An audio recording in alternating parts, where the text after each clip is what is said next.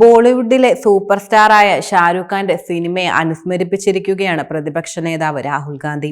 ഹരിയാനയിലെ ഡങ്കി വഴികളെക്കുറിച്ചും അവിടെ തൊഴിലില്ലായ്മയെക്കുറിച്ചും അദ്ദേഹം ശക്തമായ വാദങ്ങൾ ഉന്നയിച്ചു.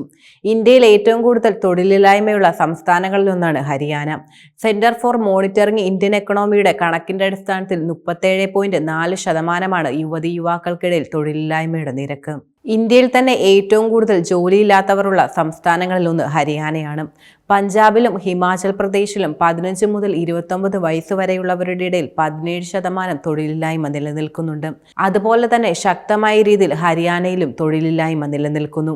ഏകദേശം 4,50,000 മുതൽ 5 ലക്ഷം യുവാക്കൾ ഹരിയാനയിൽ ജോലിക്കായുള്ള ശ്രമങ്ങൾ നടത്തുകയാണ്. യുവ വോട്ടർമാരുടെ പിന്തുണ നേടുവാനായി ഹരിയാനയിലെയും കേന്ദ്രഭരണ പ്രദേശമായ ജമ്മു കാശ്മീരിലെയും ഉയർന്ന തൊഴിലില്ലായ്മ പ്രശ്നം പ്രതിപക്ഷ നേതാവായ രാഹുൽ ഗാന്ധി ഉന്നയിച്ചു. പരീക്ഷാ പേപ്പർ ചോർച്ചയും സർക്കാർ ജോലിയുടെ അഭാവവും മൂലം ബുദ്ധിമുട്ടുന്ന യുവ വോട്ടർമാരിൽ നിന്ന് മികച്ച പ്രതികരണമാണ് രാഹുൽ ഗാന്ധിക്ക് ലഭിച്ചത്.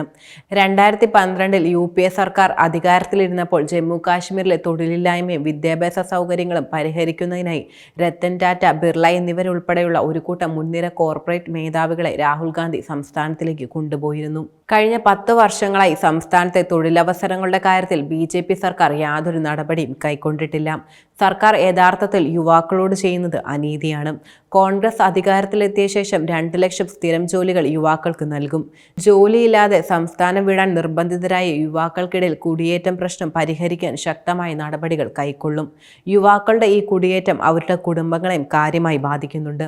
ഞങ്ങൾ സംസ്ഥാനത്ത് വികസനം തിരികെ കൊണ്ടുവരും, അതിനായി ശ്രമങ്ങൾ നടത്തും.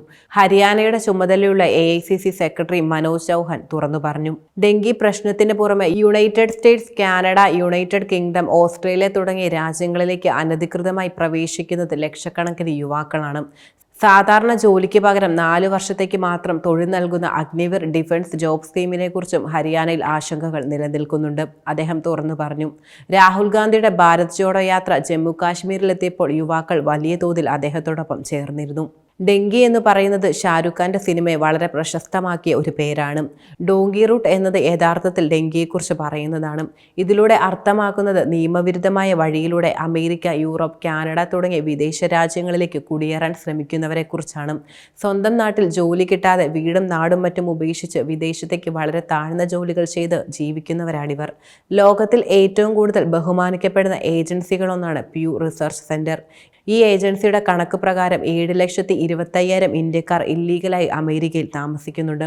പലരും 45 ലക്ഷം തുടങ്ങി വലിയ രീതിയിൽ പണം മുടക്കിയാണ് അമേരിക്കയിലേക്ക് പോകുന്നതും. ഇന്ത്യ ടുഡേ റിപ്പോർട്ടിൽ വെളിപ്പെടുത്തുന്നത് 2022 ശേഷം ഏകദേശം 1 ലക്ഷത്തോളം ഇന്ത്യക്കാരാണ് അമേരിക്കയിലേക്ക് കുടിയേറാൻ ശ്രമിച്ചതെന്നായിരുന്നു. പക്ഷേ അവരെ US അതോറിറ്റീസ് അറസ്റ്റ് ചെയ്തു. 2019 കാലഘട്ടത്തിന് ശേഷം ഇല്ലീഗലായി അമേരിക്കയിലേക്ക് കുടിയേറാൻ ശ്രമിക്കുന്നവരുടെ എണ്ണം 5 മടങ്ങോളം വർദ്ധിച്ചു. ഇതിൻ്റെയൊക്കെ പ്രധാന കാരണം ജോലിയില്ല എന്നുള്ളത് തന്നെയാണ്. ഇപ്പോൾ ഹരിയാന തിരഞ്ഞെടുപ്പ് നോക്കുമ്പോൾ രാഹുൽ ഗാന്ധി ഉന്നയിച്ച ഈ ആശയം സാമൂഹികപരവും രാഷ്ട്രീയപരവുമായി പ്രാധാന്യമർഹിക്കുന്ന വിഷയം തന്നെയാണ്. ഹരിയാനയിൽ നിന്നും ഒട്ടുമിക്ക ആളുകളും അമേരിക്കയിലേക്ക് കുടിയേറാൻ ആഗ്രഹിക്കുന്നു. ഹരിയാന എന്നത് ഇന്ത്യയുടെ ചരിത്രത്തിലെ ഒരു പ്രധാന ഭാഗമാണ്. അതിനാൽ ഇവിടെ സമൃദ്ധി ഉണ്ടാകേണ്ടത് ഇന്ത്യയുടെ ആവശ്യമാണ്.